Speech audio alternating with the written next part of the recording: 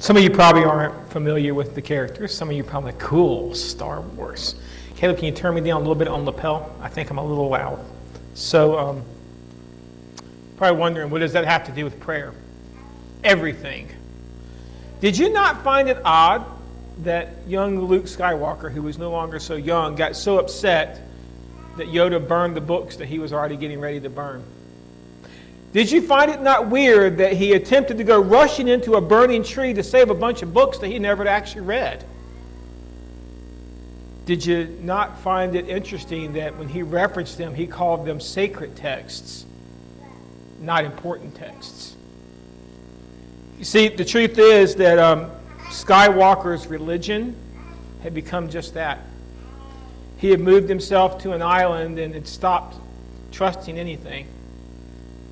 And his faith had come nothing more than just a pile of old books that just feel good to have them sitting around. And he never actually put them into practice. Because to put him into practice, that means that he would have to get involved in other people's lives. And man, that's just too messy. So we're continuing down this 40 days of prayer, and that video becomes important because today it's time to put the books away. Remember, I told you we started this sermon series, and I told you that Google had hundreds of thousands, that Amazon had hundreds of thousands of books out there. Google had millions of pages out there, all referencing this topic of prayer. And you know what? Not a single one of them are going to do you any good at this point. Because you know why? You already have everything you need to know. You know everything you need to know to pray. You don't have to have another single lesson on what it means to pray. You're probably thinking, well, why are we going to do 3 more sermons? Well, these are reminders to maybe help you refocus on what you already know. Because you already have all of the tools and the weapons and the words that you need.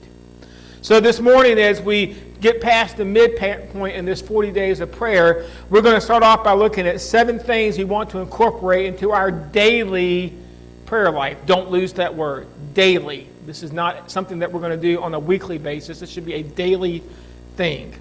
And it begins with this verse in Ephesians chapter 6:18, and pray in the Spirit on all occasions with all kinds of prayers and requests. With this in mind, be alert and always keep praying for all of the Lord's people. So the 7 things that you need to remember: pray in the Spirit. Make sure that God is leading your prayer life, not you. All occasions. You know what? There is no bad time to pray. Now, there are some bad times to pray with your eyes shut, okay? Like when you're driving a car, not a good time to pray with your eyes shut, but there is no bad time to pray. With all kinds of prayers, you understand there is no right way to pray. I know what you've been taught all of your life, that you're supposed to sit in reverence with your hands folded. Really? Go read the Old Testament. That wasn't the preferred position. Understand, there is no right or wrong way to do this thing called prayer as long as you are talking to God. And requests. There are no things that are off limits to talk about. It doesn't have to just be about your religion, or about your faith, or about an illness, or about sick. Everything is fair game. Anything that you want to talk about to God, you can talk to God about. That's amazing. Be alert.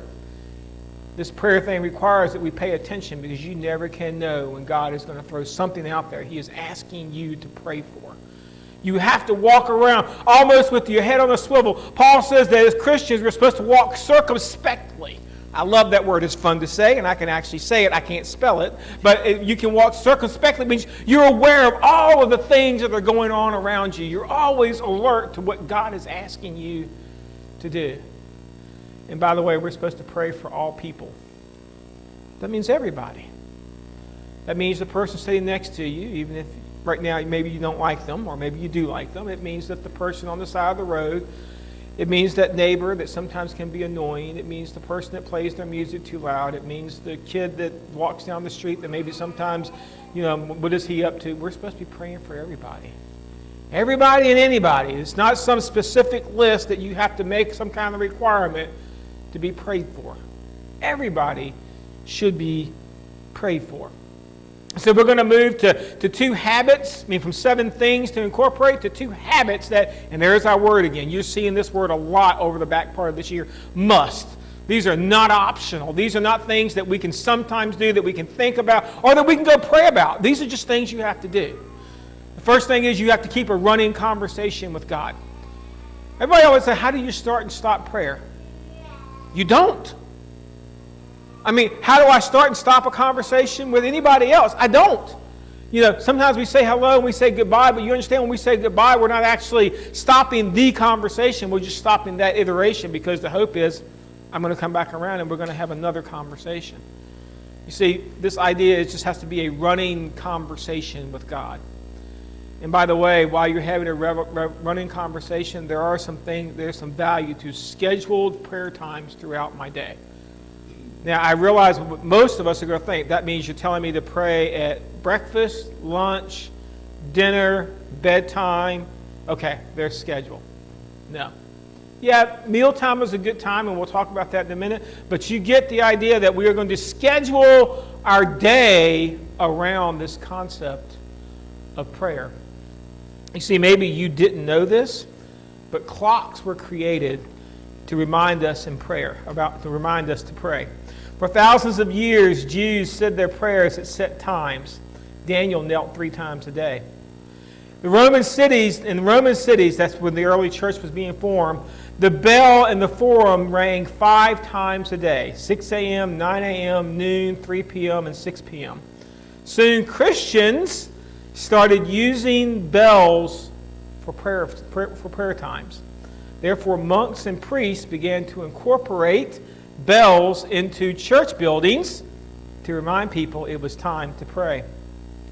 The old Latin word for bell is spelled C-L-O-C,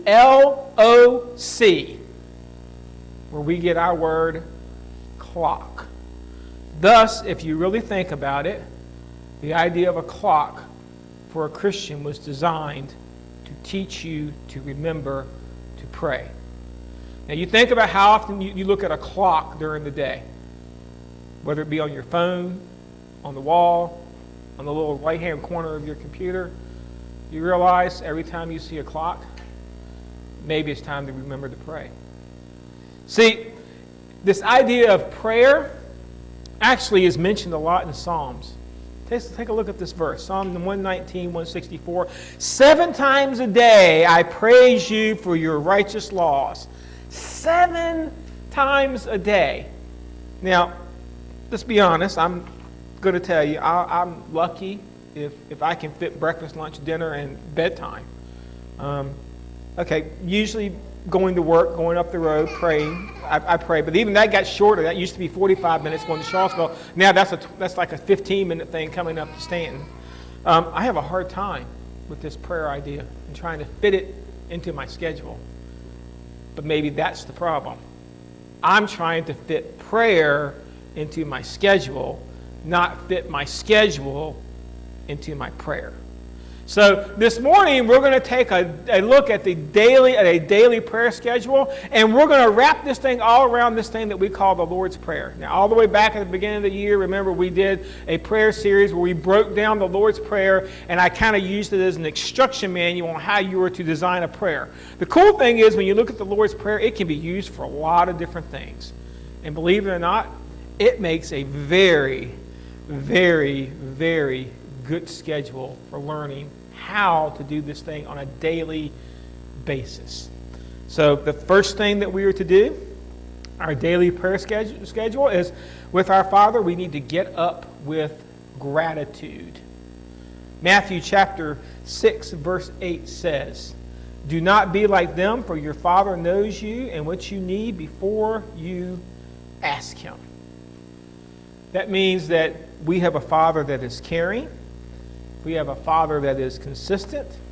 We have a Father that is close. And we have a Father that is capable.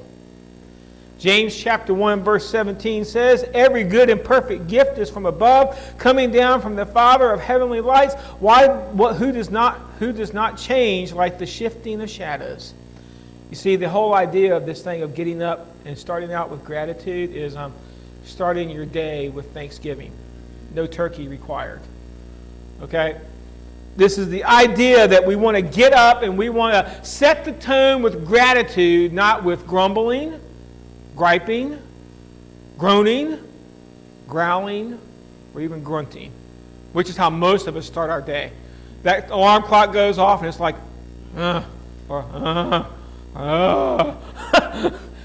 How about we start it off with gratitude? You realize the moment the alarm goes off and you suck in your first realistic breath for the day, you get it? You've made it to another day, and God has given you another gift to go and use. You see, even doctors understand the healthiest human emotion is gratitude, that of appreciation. Why do we maybe have so many health problems in our society? Because we spend way too much time being negative, being a downer, looking at the things I don't have, not focused on the things God has given me. So this whole idea is when I pop up out of bed and the alarm clock goes off, then set up, and maybe it's time that you start being grateful that God has given you yet another day. This is what it says in 1 Corinthians chapter 4, verse 7. For who makes you different from anyone else? What do you have that you did not receive? And if you did not receive it, why do you boast as though you did not? Why do you boast as though you did not? You see, this idea that God has already given you everything. When you wake up this morning, you had so much to be grateful for. You had a roof over your head. You had a car in your driveway, most of us. You had friends that were waiting for you at church. And you know what? Most importantly, God was there. So why are you grumbling and complaining? I mean, you've got everything you need. And then after you get yourself out the bed and you wake yourself up a little bit, we're going to head down to breakfast and we're going to bless God's name at breakfast. Now, to bless means to honor, give respect, or praise. It is the word that we get adoration from. In the Lord's Prayer, it starts off with this idea of hallowed be your name. And we spent a whole sermon discussing that. So if you want to talk about hallowed be your name, go check the archives. You can go pick that up. Hallowed be your name. But yet, here's what I do want you to get. This is not a Sunday event. If you're waiting to worship God until you get here on Sunday morning at 10:30 a.m., it is no wonder your prayer life is stuck in the mud. Because prayer is a big part of worship, but worship is also a big part of prayer. This is what it says in Psalm chapter 145, verse 2. Every day I will praise you and extol your name forever and ever. Did you know God's name was praised about 80 times in Psalms alone? Now you wonder, what's the big idea about God's name? Well, in the Bible, remember, your name had something to do with your character. They named you based on something that was out there around you. And so God reveals His name 100 different ways in Scripture. No, we're not doing a sermon series of all the names of God. We'll be here for quite a few years. But let me just hit the highlights for you. God says, I am. Let's add some context to that. God says, I am your loving Father. God says, I am El Dea, which is, I am the God who loves you and knows everything. God says, I am Jehovah Rapha, which I am God who heals you. God says, I am El Shaddai, as the Almighty God with all the power that you need. By the way, Bud and Patty experienced power this week. They had a lightning bolt come down. You do realize that doesn't even begin to put the scope on how much power God has. And just go look. You can go to Bud's house and look at the tree that stood and the one that got struck.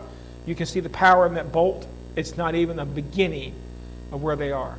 He says, I am Jehovah Jireh. I am your provider. He says, I am Jehovah Shalom. I am your peace. See, all of these names of God, you can just take the names and just start reading them. And now you've got something that you can bless God for what He does for your life. So we've gotten up with gratitude. We've praised His name. And now I am at the mid-morning, and you know what? This is that tough time of the morning. This would be between 8 and 10, depending on where your day starts.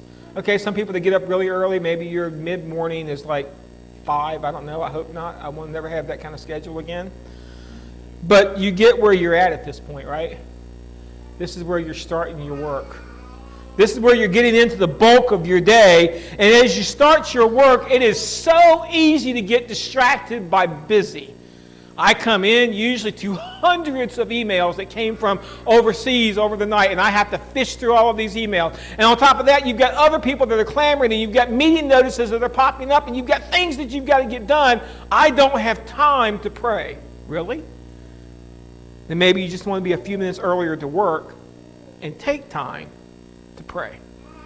Take time to start your day. Don't forget your priorities. Your priority is prayer, not the pile of work on your desk.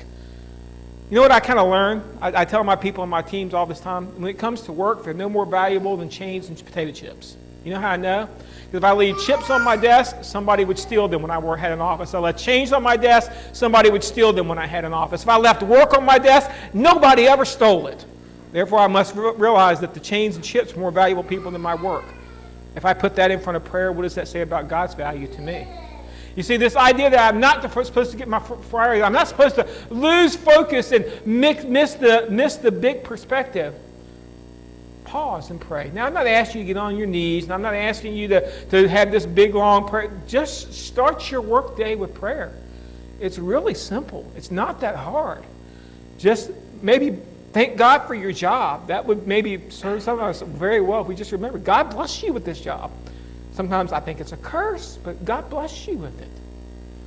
God's purpose is His kingdom. So as you're beginning to do this little prayer exercise and you begin to look at God's kingdom, don't forget the fact, I'm turning too many pages at a time, don't forget the fact that His kingdom says, but seek ye first His kingdom and His righteousness, and all these things will be given to you as well. If you seek first God's kingdom and your righteousness, God in righteousness He will give all. And all the things will be added to you as well. When you begin your time of prayer, you're sitting here amongst all of these people. They're all around you, your co-workers. What a great opportunity for you to begin to look around and look at the potential subjects for the kingdom. That person next door that's snuffling and sneezing, you're thinking they should have stayed home because they got a cold. You realize their cold needs praying for.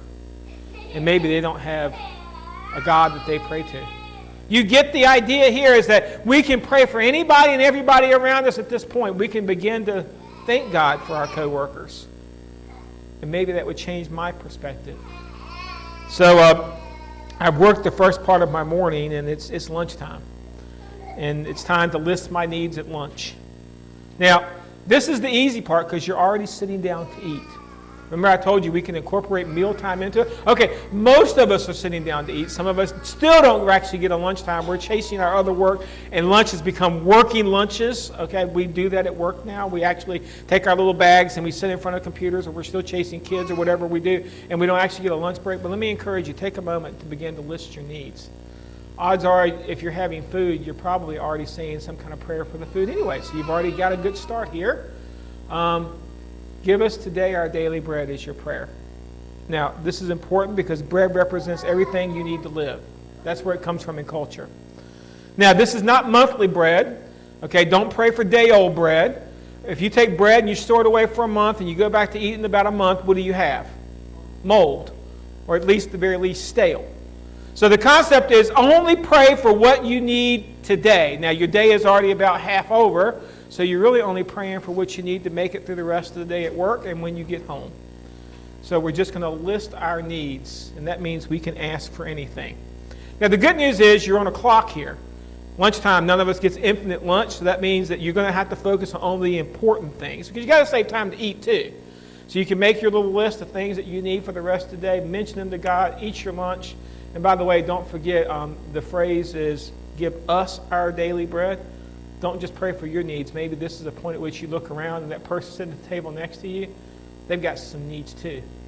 So maybe you should begin to pray for other people. And you probably think, I'm going to need a longer lunchtime.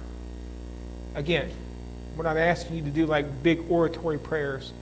You can look around as you're eating your lunch and say, wow, I see that person. Maybe it's the first time you've ever saw them. I mean, really saw them. And now you realize, you know what? I can pray for them too as I'm eating. God doesn't mind if you pray and eat at the same time. Really, He doesn't. Take a look at the early church. They did it all the time. They had meals and they prayed as they were eating. Wouldn't that be awesome? Totally different idea for a prayer lunch there. So I'm done my day and I'm headed home. And maybe now it's time to ask for forgiveness in the afternoon.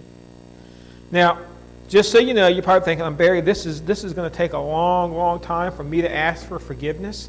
Well, this doesn't have to take long. Of course, neither does taking out the trash. But it's something that everybody does.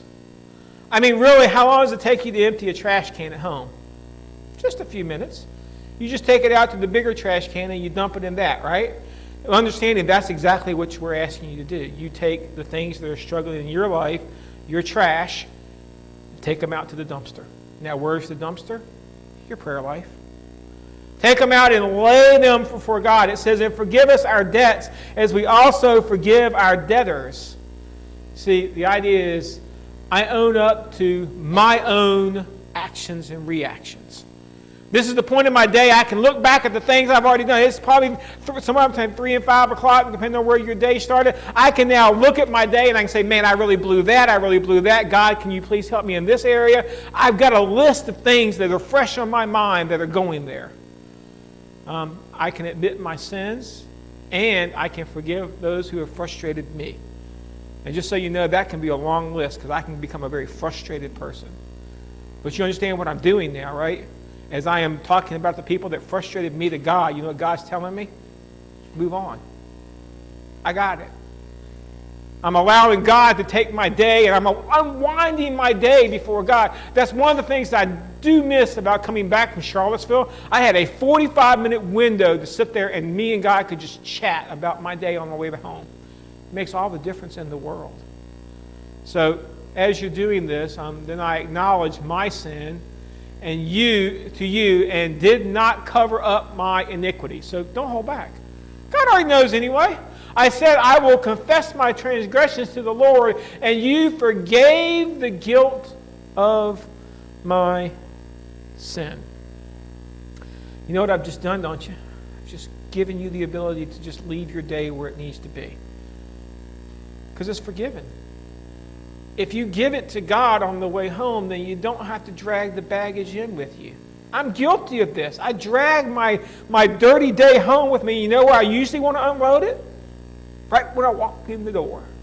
That's where I want to unload it. And man, that causes all kind of problems in my life. Maybe if I would sometimes just take a moment, stop, and let's unload before I get there. Well, who am I going to unload to? That's what prayer is about. Unload it to God. He can take it, I promise you. He knows all about it. He's good. So I'm finally home, and this is me, by the way. Well, not really, my hair is not that long anymore. But I'm home, and it's time to pray to God and ask Him for some decision making. This is what it says as I get home. It says to ask God to help me make wise decisions and protect me from the dumb ones that I make. You know, we're told that there is no temptation that God can't deal with. And you know what Jesus tells us here that in the Lord's Prayer, and lead us not into temptation. You know what I find out? This is my hardest time of temptation for the day. Let me explain to you how it works. I got up in the morning, got the kids on the bus, we got everybody out the door, I went to work. I spent my entire day listening to people grumble and complain and gripe and be overworked. And then I come home and I'm just exhausted. And we get dinner ready and we sit down in front of the TV. See, what happens is I begin to open my window. I flip on the TV, or I get in front of the computer, or one of the other multiple of many devices that I've got in my life, and you realize I'm now opening a window. And I've opened that window during my weakest point because I'm all ground down. And you know who else is standing by that window? There he is, the tempter. And he's going to start bombarding my tired mind with all of those images and things because he understands my resistance is at its weakest. I'm at my lowest point of my day at this point because I'm tired.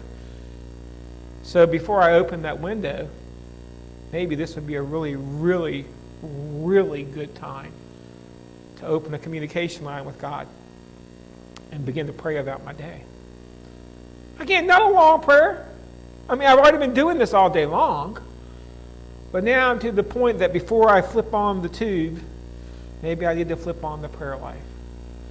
You see, God tells us in 1 Corinthians chapter 10, verse 13, no temptation has overtaken us, has overtaken you except what is common to mankind. And God is faithful. He will not let you be tempted beyond what you can bear. But when you are tempted, He can also provide a way out so that you can endure it. You see, God does not promise that there will never be a temptation. Matter of fact, He promises just the opposite. See, what is common to man, those things right there in front of me, it's always going to be there for me to reach out, stretch, and take. The problem is that I'm trying to take it all on my own. Did you catch the second part of that verse? He will provide a way out. You see, this whole temptation thing will be a lot easier if I stop trying to do it by myself. Matthew chapter 11, verse 29 says, take my yoke upon you and learn from me. Oh, so prayer is supposed to be a learning process? Absolutely. You can learn a whole bunch by praying to God and then waiting for Him to answer you back. But you understand, when I'm always in those track meet prayers where I have to say, hello, God, and goodbye, and I only have 30 seconds, I don't have time for this. God has no time to answer you. You've just kind of thrown up a prayer and you have no idea whether God even heard what you said, because you know what? You're just moving way too fast. He says, take my yoke, learn from me. I am gentle and humble in heart, and you will find rest for your souls. That day when I want to just plop it in that reclining chair, okay, plop it in there. That's a good place to pray. But you know what? The question is what are you doing with that time? Are you using that time wisely? So I'm at the end of my day, and I'm going to end my day with encouraging truth. It's a little benediction. For thine is the kingdom and the power and the glory forever. Amen. Now, just so you know, if you're using the NIV translation of the Bible, you will not find this phrase. As a matter of fact, the only ones that you really find it in are the King James and the New King James, because most agree this little phrase was not part of the original text. It was something that was added as an emphasis because it came from something the early church was doing. But even though it's not part of the original text, there are some very big truths that I can end my day with. I can end my day with this idea that God's in control. So as I'm going to bed at night and I'm going to close my eyes and I'm going to turn off my mind and I'm going to try to get some rest, you know what? Just because I'm asleep doesn't mean the world is going to fall apart. Next day the sun will probably still come up. You know why? Because I'm not in control of the sun. God's in control of it. This is not the end of the story. When I read that, you understand God is eternal. So this one day, whether I was good at it or bad at it, whether I succeeded at it or I failed at it, this day does not define my entire story. Because I have tomorrow that I can also use toward God. God and His family win in the end. We need to remember that. The ending of the story is already written. We already know God's in control of all this. We already know heaven is definitely for real. We already know that Jesus has got everything in control. He's got the entire plan. So we've already won, so I can then fall asleep with my mind at ease. I can begin to let it all just kind of go. Now you're probably thinking, Barry, is this how you pray? No. I'd love to tell you I did. I'm going to give it a couple tries and see if we can try to rebuild my prayer life around a model that looks like this. That get up with gratitude is going to be the hardest part because I'm a track meet guy. I get up and I'm gone usually. We have way much to do. But you know what? Your get up with gratitude can just be a get up and before you say anything else, just say, thank you, God. It doesn't have to be big. But you just remember, you've got a new day to do the things that God gave you. This idea of the Lord's Prayer, it's not a pattern for praying, it's a pattern for living. You know, I mentioned the fact that Luke had kind of dropped out of that video clip I showed you at the beginning. Luke had kind of dropped out of society. As a matter of fact, you know what he had done? He had moved to a distant planet on a distant island, and he had wrapped himself around in a nice little safe cocoon, and he was no longer doing anything. The lightsaber had been packed away and was getting dusty, and you know what? He really wasn't doing his meditations like he was supposed to do. It had just become a drudgery. And I think sometimes prayer gets to that point for us. It's just a drudgery. It's just that thing I have to do because I want to be a good Christian. Let me encourage you not to take that attitude toward prayer. You see, Jesus gave us this prayer, this Lord's Prayer, this instruction manual in the response to, Lord, teach us to pray. That's when he gave us this. What he really gave was a pattern to teach us to live. Because if I take the Lord's Prayer and I divide it up into its parts and I take every single piece and I begin living it piece by piece, then you know what's going to happen? My day is going to change. My attitude is going to change. I'm no longer looking at the dusty old books that are 2,000 years old wondering, God, what on earth does this book have to do with 2019? I mean, half of these things I don't even understand the these, thous, and those in it, and all of these begattings, I can't even pronounce those names, and these lands, they don't even exist anymore. You understand it isn't about this sacred text, it's about the important text. The idea that God does give information and instruction, but the information and instruction isn't for reading, it's for living. See, really what Jesus was after was this idea of living prayer. Now that's an interesting concept, right? I am living my life for my opportunities to go and talk to God. How much would your life change if you did that? I can answer for you, drastically. And that includes me. If I would actually figure out how to do this idea of living prayer, it's another game changer. You see, it's time. You cannot learn to pray unless you learn to pray. I'm going to tell you, you can't learn to pray from a book. You can't do it. Any more than you can learn to cook from a book. It is true, you can learn recipes from a book, but how many people here eat recipes? You don't. What do? You take the recipe, you make the list of ingredients, you go to the store or wherever you get your ingredients, you buy your ingredients, you come back to your house, and you prepare the dish. You don't eat the recipe, you eat the dish. You see, that's the problem. I think a lot of us are praying like it's a recipe. I got to do this, do that, checked all the boxes, and you know what? We've never gotten in the kitchen. We've never went and got the ingredients. And so this whole prayer thing doesn't make sense to us.